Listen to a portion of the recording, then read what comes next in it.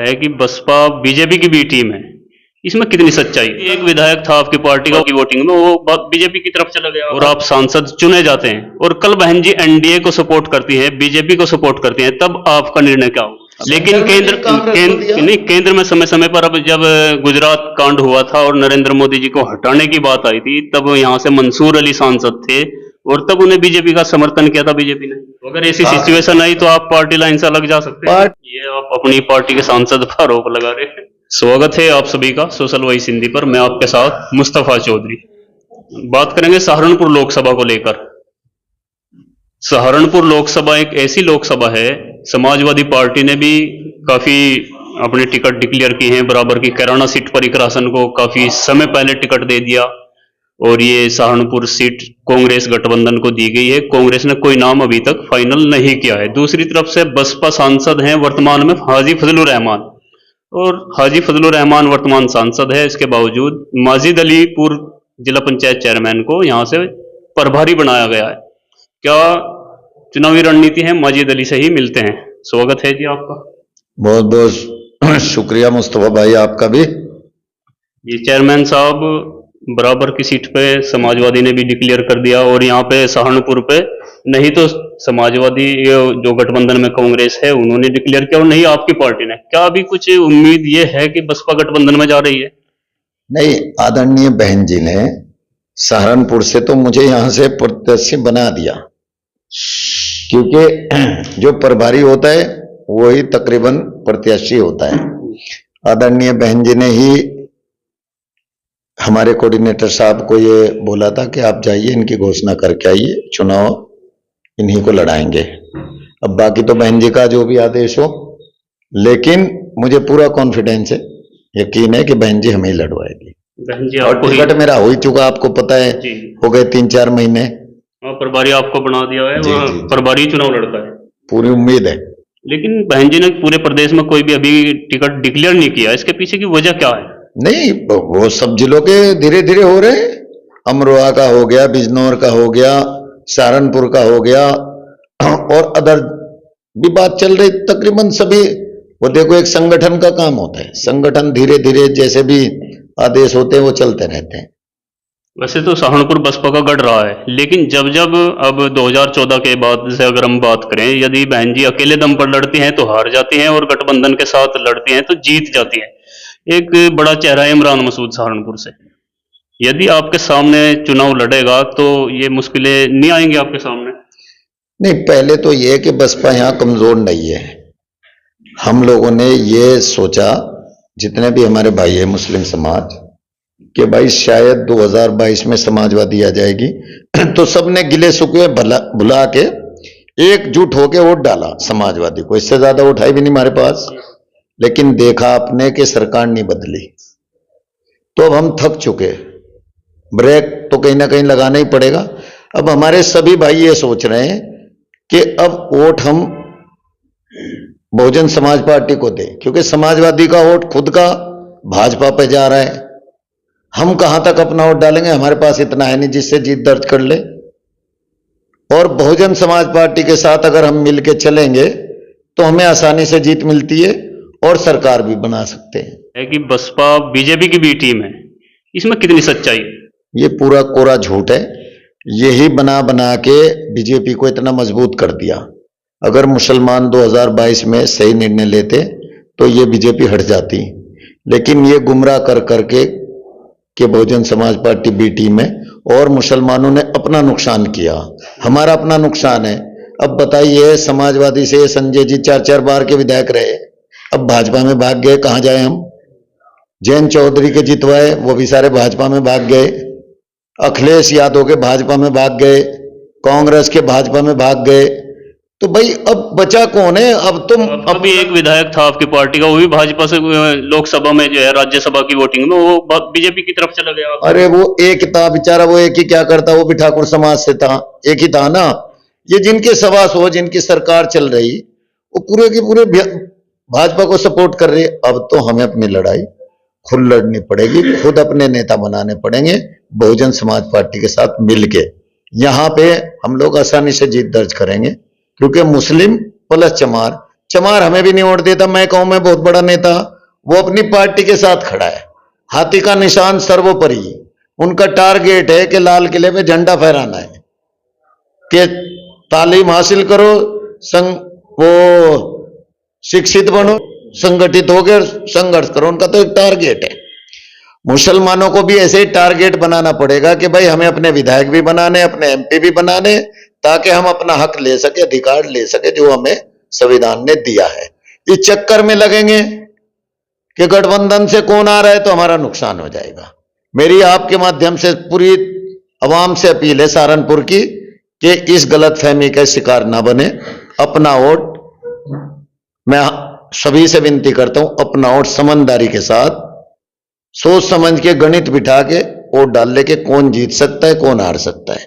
14 में हमने एक तरफा वोट डाल के देख लिया, भाजपा जीत गई। 19 में हमने तब भी प्लस कहीं से नहीं उठाया, हमारा ही वोट था चमारों का, हाजी फल्लुर रहमान जीतते हुए। और अब के भी हम लोग ऐसे ही वोट डाल लेंगे, 10 बजे इनका सांसद बन जाएगा। जब सांसद बन जाएगा तो इंशाअल्लाह इन पे कोई जुल्म ज्यादती बिल्कुल कर नहीं सकता। जबकि ऐसा सांसद लड़ने आया इनके बीच में जो अच्छे का इलाज कर देगा। अगर किसी न किसी को सताया या किसी ने जुल्म ज्यादती करी तो उसके 2 पेंच ऐंठने हम जानते हैं, कानून के मुताबिक संविधान में जो हक है वो लेना जानते हैं। तो ये तो आप सीधा फिर जो वर्तमान में आपकी पार्टी का सांसद है उसको टारगेट करें। क्या आपके पार्टी के जो पूर्व में वर्तमान में फिलहाल सांसद हैं वो कमजोर सांसद थे जो लोगों की लड़ाई नहीं लड़ सके? नहीं, मैं किसी को कमजोर और ताकतवर नहीं कह रहा, मैं अपनी बात कर रहा हूं। हम लोग चेयरमैन रहे पूरे जिला सहारनपुर में, आप देख लीजिए कोई गांव नहीं छूटा। बीजेपी की सरकार में अविश्वास भी आए, हटे तो नहीं क्योंकि ताकतवर थे। अगर मजबूत ना होते तो जिस तरह सारे जिले, पूरे यूपी के जितने भी जिला पंचायत चेयरमैन थे सारे या तो भाजपा में शिफ्ट हो गए या अपने आप ही इस्तीफा दे हट गए। हम मजबूत थे ना, हम तो नहीं हटे, हम आखिरी सांस तक लड़ते रहे और अपने लोगों का काम करते रहे। इसलिए मुझे अपने आप पे विश्वास है, भरोसा है कि असली हकदार लड़ाई के हम ही है और कोई नहीं है।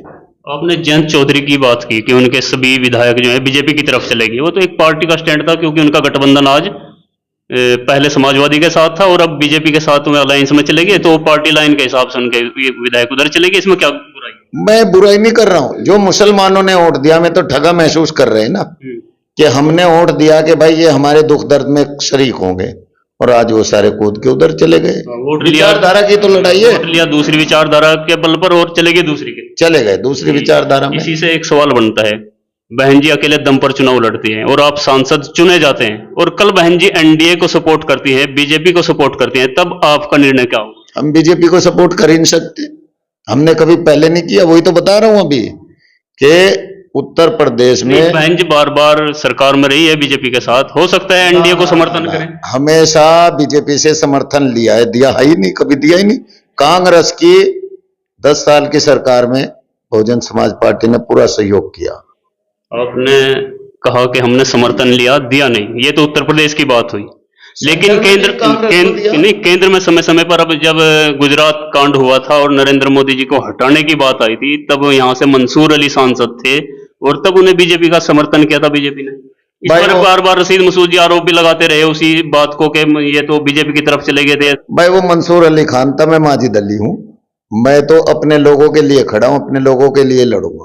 तो अगर ऐसी सिचुएशन आई तो आप पार्टी लाइन से अलग जा सकते हैं। पार्टी लाइन भी वही होगी जो इंशाअल्लाह हमारी नेता हमारे साथ रहती है, मुसलमानों का हमेशा सहयोग करती है, कोई दिक्कत नहीं आनी। ये तो हो ही नहीं सकता कि किसी, आपको मैं एक छोटी सी बात बताऊं, हमारी वाइफ यहां से चेयरमैन रही, कभी बिना बुरखे के देखा किसी ने? पूरे 5 साल मुकम्मल किए और कोई होता तो शायद ना करता। शाकुम्री का मेले का उद्घाटन करने जाती, सारी पुलिस, सारे महात्मा उनके पीछे होते, लेकिन वो अपने जो इस्लाम के मुताबिक जिंदगी गुजारने को बताया हमें आप सल्लल्लाहु अलैहि वसल्लम ने, उसके तरीके से ही रही वो। तो ये आप या और कोई कैसे तवक्को कर सकता है कि हम विचारधारा के खिलाफ चले जाएंगे? हम एक विचारधारा के लोग हैं और उसी पे रहेंगे आखिरी दम तक, कभी हमें कोई खरीद नहीं सकता। तो लास्ट सवाल, सहारनपुर में एक बड़ा चेहरा है इमरान मसूद, क्या आपको लगता है कि आपके लिए ये इमरान मसूद होते हुए सहारनपुर से ये सीट आसान हो जाएगी? भाई यहाँ तो हम ही जीतेंगे। यहाँ बड़ा छोटा चेहरा हमसे बड़ा कोई है ही नहीं। हमें ये लग रहा है क्योंकि हम इन मुसलमानों की लड़ाई लड़ते आ रहे हैं इंशाअल्लाह, जब से हम राजनीति में आए, और आखिरी सांस तक लड़ेंगे। अगर ये लोग मुसलमानों को मजबूत कर देते तो शायद मुझे चुनाव लड़ना ही ना पड़ता। आज एक बात बताओ, अभी भी कितने मुस्लिम बेचारे आते हैं, क्या बात है जी, अजी मेरी कोई गलती नहीं, मेरे पे पुलिस ने ये केस लगा दिया, मेरे पे कोई गलती नहीं, मुझे बिजली विभाग ने ये 1 लाख का बिल बना दिया, कोई मेरे घर में घुस गया, कोई ये हो गया। तो ये उत्पीड़न हमारा ही क्यों होता आ रहा है? अगर ये इतने मजबूत नेता थे तो आप बताइए यहां मुसलमानों की हालत क्यों है? यहां और भी तो समाज के लोग रहते, जितना हक उनका उतना ही हमारा है। ठाकुर समाज के यहां रहते, गुज्जर समाज के यहां रहते, जाट समाज के यहां रहते, त्यागी समाज के यहां रहते, बनिए रहते, ब्राह्मण रहते। क्या किसी के साथ आपने जुल्म ज्यादती देखी? तो जितना उन भाइयों का हक है उतना ही हमें हक दिया संविधान ने। तो हमारा उत्पीड़न क्यों हो रहा है? क्योंकि हमारे नेता जो भी हुए वो कमजोर हुए, बुजदिल हुए, कायर हुए।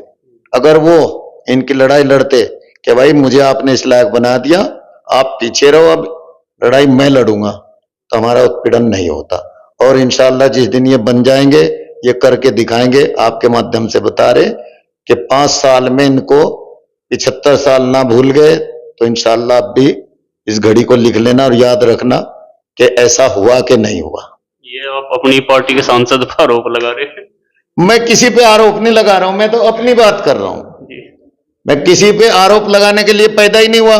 मुझे तो अपने लाइन पे चलना है, अपने टारगेट पे चलना है कि मुझे अपने लोगों के लिए काम करना है, सहारनपुर की आवाम के लिए मेहनत करनी है और उनको बदलाव करके दिखाना है जो संविधान ने उनको हक अधिकार दिया है।